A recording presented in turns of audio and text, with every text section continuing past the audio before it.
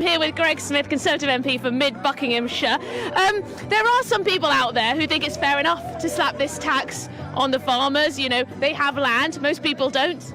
Well, look, if people don't understand farming like the Labour government don't, I can see where they come from. But there's a reality. There's a reason farms were always exempt for inheritance tax. Because if you've got to sell up to a third of your farm in order to pay the bill, well, it's not going to be a viable farm anymore. They already run on the tightest of margins, if any margin whatsoever. I visited farms in my constituency who are looking at either having to sell up to a third of their land to pay this bill when it comes in, or if they borrow the money, they've worked out on current margins, it would take them 40 years to pay it back, by which point probably, the laws of averages, they'll have incurred another set of inheritance tax on their farm. It's just bonkers.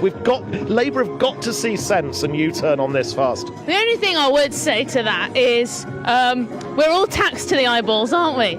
I mean, we're all being taxed most of our income at the moment, it seems. There's taxes on everything, VAT, you've got your inheritance taxes, you've got everything else, income taxes, capital gains, all of this. I mean, we're all just being taxed too much. Yeah, of course we are. I'm a low-tax Conservative. I want to see us reduce the tax burden across the piece. But we've also got to understand the intricacies around particular sectors, and farming is one of them.